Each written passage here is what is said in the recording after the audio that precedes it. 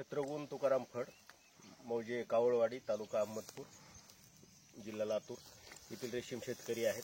माझं 3-4 वर्षापूर्वी यांनी लागवड केली होती. मनरेगामध्ये लाभ घेतला आणि त्याच्यानंतर यांनी उत्पादन इतकं काढलं, वर्षाला पर एकर त्यांचं 3 ते 4 लाख रुपये उत्पादन आलं. मग त्यांना असं वाटलं की आणखी आपल्यासारखे शेतकरी प्रेरित करायला पाहिजे म्हणून त्यांनी चॉकी सेंटर टाकलं. त्या चॉकी सेंटरच्या उद्घाटनाला madam SDO madam Latpate madam आल्या होत्या, कदम साहेब आले होते, रेशीम विकास अधिकारी परभणी.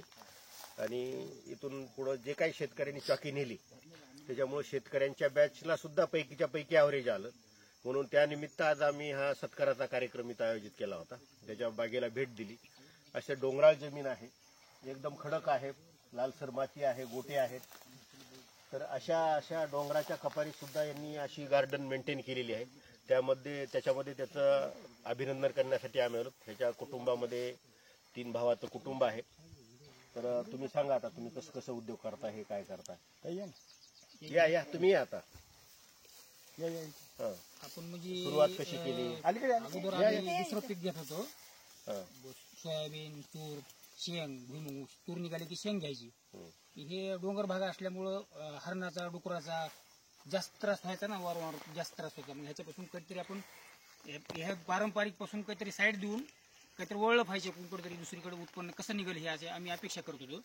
आणि त्याच्यावर आम्ही खरोळ्यामध्ये सरांची भेट झाली आणि रेशीम लावायचं ठरवलं. या रेशीममध्ये आपण जेव्हापासून घुसलो इकडे, या रेशीममध्ये आलो तेव्हापासून भरपूर उत्पन्न घेतलं. बरेच जे काय लागणारं साहित्य असेल किंवा जमीन असेल, प्लॉट असेल, लेकराचं शिक्षण असेल, आणि बरेपैकी म्हणजे महिन्याला लाख रुपये, 1.25 लाख रुपये, 1.5 लाख रुपये 1 एकरमधून उत्पन्न होते.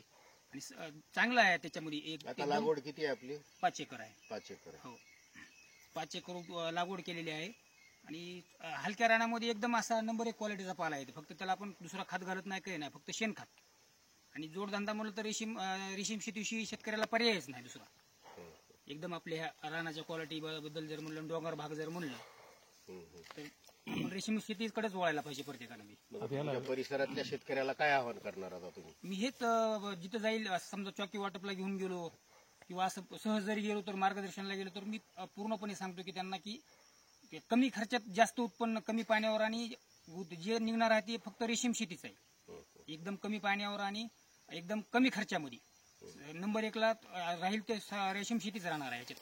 ह्याच्यावर काही विषयच नाही. म्हणजे सर्वांनी याच्यावर पुरेपूर लक्ष दिलं पाहिजे. किती मजूर खर्च वगैरे कसं मॅनेज करता? लेबर आजकाल मिळत नाही. लेबर का आमचा परिवाराचा आहे मोठा, तिघ जण भाऊ आहेत, आई वडील आहेत. तर 250 अंडी आम्ही तिघ ते 4 जण बॅच हँडल करतो घरच्या घरीच.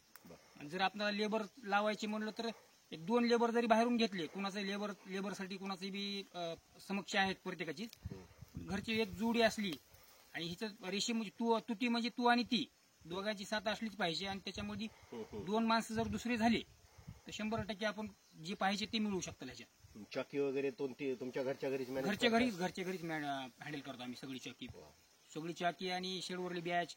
शेडवर जरी बॅच असे पाला जर का उरला 1 एकर, 1.5 एकर, 2 एकरचा, तर शेडवर सुद्धा बॅच घेतो आम्ही. आता 250 अंडी बॅच चालू आहे शेडवर सध्या, 3रा मोल्ड बसलेला आहे. तर सगळ्याला एक विनंती आहे माझी की जेवढं होईल एवढ्या प्रयत्नाने रेशीम शेतीकडेच वळायला पाहिजे सगळ्यांनी. आजच्या कालांतरानुसार जर म्हणलं, खर्चाच्या हिशोबानं, सगळ्या महागाईच्या टंचाईच्या हिशोबानं जर म्हणलं, सगळ्यात नंबर 1 ला रेशीम शेती राहणार आहे. तुमचं खूप खूप अभिनंदन. अशीच प्रगती करत राहा. आमच्याकडून खूप खूप शुभेच्छा.